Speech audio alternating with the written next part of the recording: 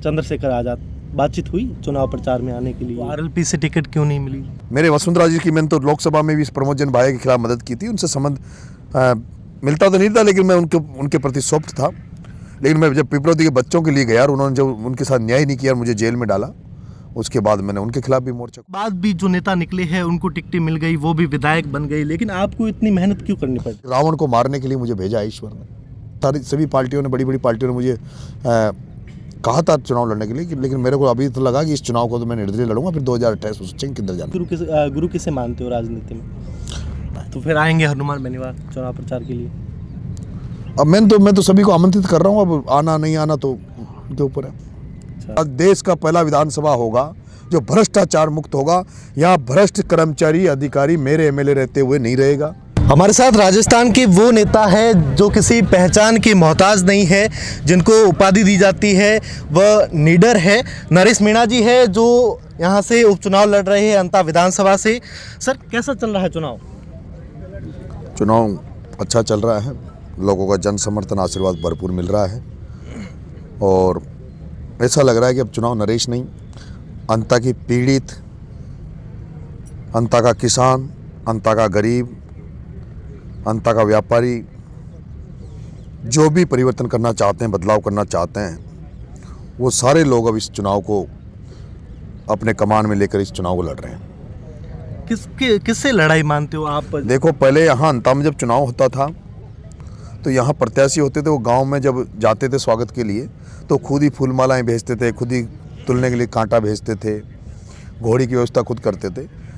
मैं देख रहा हूँ, लेकिन मैं अकेले एक गाड़ी लेके निकलता हूँ और जिस तरह से जनसमूह उमड़ता है, गांव में लोग चंदा उगा के, अभी तक यहाँ ये अफवाह थी, अफवाह क्या थी, सही बात थी कि भाई पैसे देकर यहाँ चुनाव किया जाता था, चुनाव लड़ा जाता था। पहली बार ऐसा हो रहा है कि जनता खुद पैसे उगा के मेरे स्वागत की तैयारियाँ कर रही है, चुनाव में मदद कर रही है।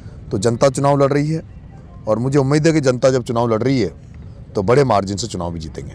2023 के बाद ये आपका तीसरा चुनाव है, इतनी हिम्मत कहाँ से आती है और ये जन सैलाब आखिर आता कहाँ है? आपने तीनों चुनाव लड़े, दो चुनाव इससे पहले लड़े, काफ़ी वोट भी मिले थे आपको। देखिए, ये जो जनता आ रही है, एक तो इसमें मैंने जो रिश्ते नाते बनाए हैं, मैंने पवित्र रिश्ते बनाए, जिससे भी बनाए पवित्र रिश्ते बनाए हैं। मुझे झूठ का मुझे प्रपंच नहीं आता, मैं साफ़ सुथरा हूँ, जैसा हूँ वैसा हूँ। और लोग मुझे मेरे कामों को पसंद करते हैं, मेरी ईमानदारी को पसंद करते हैं, मेरी सच्चाई को पसंद करते हैं। इसलिए ज़्यादातर लोग, तो मैं मानता हूँ कि बहुत कम परसेंटेज के लोग हैं जिनको मैं डायरेक्ट जानता हूँ। बहुत बड़ी संख्या में ऐसे लोग हैं जिनको मैं नहीं जानता, लेकिन मेरे कामों को देख के, मेरे संघर्ष को देख के वो मेरे साथ खड़े हैं।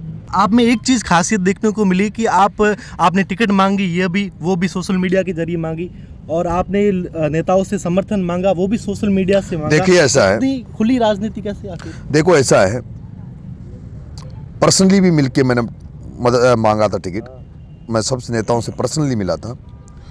लेकिन मैं जब 2 चुनाव लड़ा तो मेरे पे आरोप लगा दिया गया था कि बीजेपी का टूल है, बीजेपी के लिए काम करता है। इसलिए मैंने सार्वजनिक तौर पे कहा कि मैं कांग्रेस से चुनाव लड़ना चाहता हूँ, कांग्रेस मुझे टिकट दे कांग्रेस मुझे टिकट दे, और अगर कांग्रेस मुझे टिकट नहीं दे तो मेरे पे ये इल्ज़ाम ना लगाए कि मैं बीजेपी से, क्योंकि मैंने पहले डिक्लेयर कर दिया था कि मुझे टिकट दें तो ठीक है, नहीं देगी तो भी मैं चुनाव लड़ूंगा। और आज चुनावी मैदान में हूँ और आज स्थिति आपके सामने है। दोनों ही पार्टियां, बीजेपी और कांग्रेस, सेकंड पोजीशन के लिए लड़ाई लड़ रही है। जैसे जैसे चुनाव आगे बढ़ रहा है, मुझे ऐसा लगता है कि दोनों के लिए जमानत बचाना मुश्किल हो जाएगा। प्रमोद जैन भाया, उनसे आपकी आखिर कैसे बिगड़ी? आपने एक वीडियो यहाँ से वायरल भी किया था। मेरी कोई व्यक्तिगत लड़ाई नहीं है, मेरी पर्सनल उनसे कोई इंटेंशन नहीं है। मुझे दुख होता है जब गरीबों का शोषण किया जाता है, गरीबों के साथ कुटाराघात किया जाता है, किसानों के साथ कुटाराघात किया जाता है। और मैं गरीबों की सेवा करना चाहता हूँ, आम जनता की सेवा करना चाहता हूँ। और जब अगर कोई उनके सामने, कोई भी कितना ही बड़ा आदमी हो, अगर उन पर कोई कुटाराघात करेगा तो मैं उसके सामने खड़ा हो जाता हूँ। आपने उदाहरण देखा होगा अभी वसुंधरा जी का। मैं पिपलोदी में जब बच्चों की मदद करने गया तो उससे पहले मेरे वसुंधरा जी की मैंने तो लोकसभा में भी प्रमोद जैन भाई के खिलाफ मदद की थी। उनसे संबंध मिलता तो नहीं था, लेकिन मैं उनके प्रति सॉफ्ट था। लेकिन मैं जब पिपलोदी के बच्चों के लिए गया और उन्होंने जब उनके साथ न्याय नहीं किया और मुझे जेल में डाला, उसके बाद मैंने उनके खिलाफ भी मोर्चा खोल दिया। तो मेरा ये मानना है, अभी मैं अंता में घूम रहा हूँ, यहाँ एससी सबसे ज़्यादा वोट बैंक है 52,000, और वो लगभग कांग्रेस को वोट देता है ज़्यादातर। लेकिन मैं देख रहा हूँ एक भी गांव में बाबा साहब भीमराव अम्बेडकर की मूर्ति नहीं है, कोई स्मारक नहीं है, कोई लाइब्रेरी नहीं है। किसानों की हालत ख़राब है, यहाँ सारी फसलें चौपट हो गई, लेकिन कोई फसल बीमा की बात करने वाला नहीं है। फसल बीमा की बात करने वाला नहीं है। किसानों को खाद नहीं मिल रहा है तो वो 1800 2000 में मिल रहा है। तो ऐसे ही मैं जो भी समस्या है उनको लिए लड़ता हूँ और लड़ता भी रहूँगा। और अंता की जनता जिस तरह का भरपूर प्यार आशीर्वाद दे रही है, मैं ये कह रहा हूँ कि जब मैं पिपलोदी के बच्चों के लिए लड़ सकता हूँ, जम्मू और रामगढ़ में जाकर लड़ सकता हूँ, छात्र राजनीति में रहा, छात्रों के लिए बहुत आंदोलन किए, मेरे पे 10-11 मुकदमे तो छात्र जीवन में लग गए थे, और वो सब छात्रों के हितों के लिए कहीं रास्ता जाम किया, कहीं अनशन किया, कहीं धरना प्रदर्शन किया। अभी जिस तरह का है, तो अगर अंता की जनता मुझे आशीर्वाद देती है तो अंता की जनता के लिए जैसे श्रवण कुमार ने अपने माँ बाप की सेवा की, ऐसे अंता की जनता की बेटा बन के सेवा करूँगा। आप छात्र राजनीति से निकले हो, आप कहीं न कहीं छात्र राजनीति में किंग मेकर कहे जाते हो कि आपने कई नेताओं को बनाया है।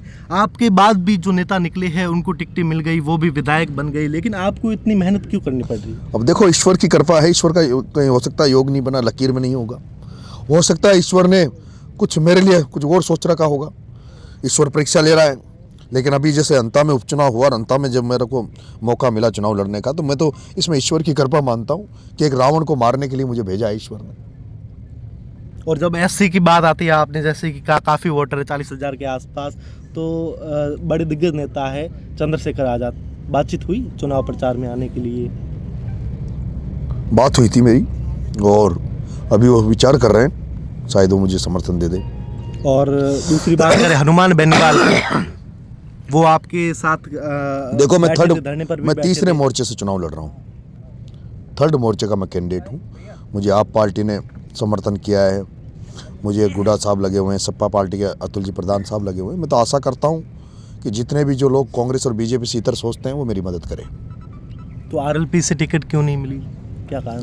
नहीं, टिकट देखो ऐसा है, यहाँ के जो समीकरण है, जिस तरह का यहाँ का जो वातावरण है, तो मुझे जो हर आदमी देखता है कि मैं चुनाव इसलिए नहीं कि केवल मेरा खड़ा हो जाऊं, चुनाव जीतने के लिए लड़ा जाता है और मैं चुनाव जीतने के लिए लड़ रहा हूं। और उससे मेरे को ये सूट किया कि सब लोग, क्योंकि यहाँ बीजेपी कांग्रेस से लोग परेशान हैं, यहाँ दोनों पार्टियों से लोग परेशान हैं, और वो दोनों पार्टी के लोग केवल जो अभी स्थापित नेता उनको दूर करना चाहते हैं। तो वो जो उनका वैचारिक तौर पर कई लोग बीजेपी से जुड़े हुए हैं, कई लोग कांग्रेस से जुड़े हुए हैं, लेकिन वो सारे लोग मेरे साथ इसलिए खड़े हैं क्योंकि वो उन जो अभी तक जो नेता बने उनको दूर करना चाहते हैं, नया विकल्प खड़ा करना चाहते हैं। अब मैं किसी पार्टी से जुड़ जाता, हो सकता है उस पार्टी के प्रति उनका ठीक नहीं रहता, ऐसे में मैंने निर्दलीय लड़ना उचित समझा। सभी पार्टियों ने, बड़ी बड़ी पार्टियों ने मुझे कहा था चुनाव लड़ने के लिए, लेकिन मेरे को अभी तो लगा कि इस चुनाव को तो मैं निर्दलीय लड़ूंगा, फिर 2028 में सोचेंगे किधर जाना है। तो फिर आएंगे हनुमान बेनीवाल चुनाव प्रचार के लिए? अब मैं तो सभी को आमंत्रित कर रहा हूँ, अब आना नहीं आना तो उनके ऊपर है। आप लगातार पूरे इलाके में जा रहे हो, ऐसे क्या 5 वादे करते हो जो आप इन 3 सालों में पूरा करोगे, और जब हम 3 साल बाद आपसे बातचीत करेंगे तो आप बता पाओगे कि हम ये वादे जो मैंने पूरी की है? भ्रष्टाचार मुक्त अंता हो,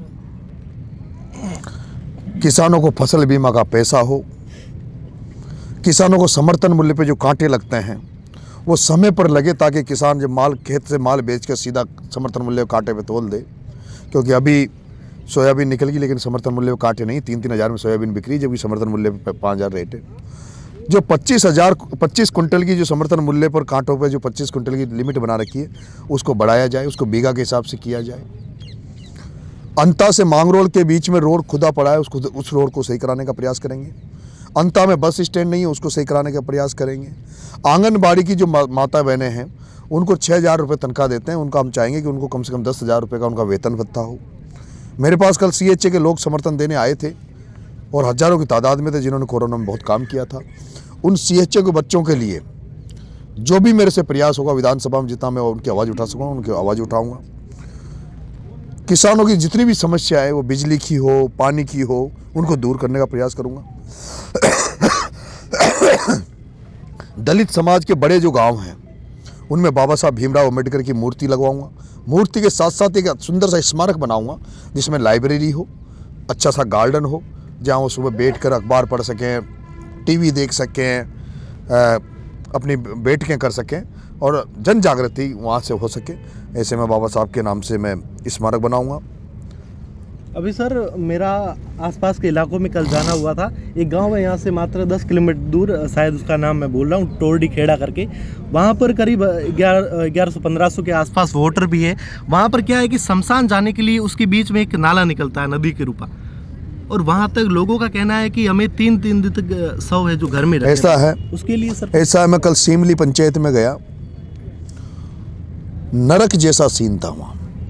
मैं नंगे पैर हूँ, खुद उस पूरे कीचड़ में मैं नंगा चला हूँ, और मैं खुद व्यतीत था रात को कि इस ऐसे हालात हैं यहाँ। हर गांव में शमशान घाटों की दिक्कत है, और ये एक मेरा ये भी बड़ा मुद्दा है कि खेतों तक रास्ते नहीं हैं, खेतों में जाने के रास्ते नहीं हैं।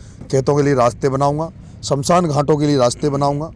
मैंने तो कह के आया हूँ, कल मैं जिस गांव में गया था, भाई अगर कोई मौत हो जाए तो मुझे सूचना देना, मैं भी उस शव यात्रा में शामिल होऊंगा, शव को कंधा दूंगा और मैं जाऊंगा। उस रास्ता कौन सा बंद है उस रास्ते में मैं भी निकलूंगा, ताकि राजस्थान की जनता देख सके कि अंता में जहां प्रमोद जैन भाया दो बार मिनिस्टर रहा, 3 बार एमएलए रहा, उसकी अंता विधानसभा में शमशान घाटों के रास्ते नहीं है, खेतों के रास्ते नहीं है। एक ऐसा वादा जो आप जनता से करते हो चुनाव जीतने के बाद, सबसे पहले उसे पूरा करोगे? अंतिम सवाल। भ्रष्टाचार मुक्त अंता बनाऊंगा, उसके लिए चाहे कुछ भी करना पड़े, चाहे जेल जाना पड़े तो जेल जाऊंगा। प्यार से मान जाएंगे तो प्यार से, नहीं मानेंगे तो दूसरा वो अपनाऊंगा। लेकिन अंता को जो देश का पहला विधानसभा होगा जो भ्रष्टाचार मुक्त होगा, यहाँ भ्रष्ट कर्मचारी अधिकारी मेरे एमएलए रहते हुए नहीं रहेगा, या तो मैं एमएलए रहूंगा या वो रहेंगे, ये साफ सुथरी बात है। और दूसरा, जो कर्मचारी अधिकारी यहाँ ईमानदार लोग रहेंगे उनका मान बढ़ाएंगे, उनका सम्मान बढ़ाएंगे।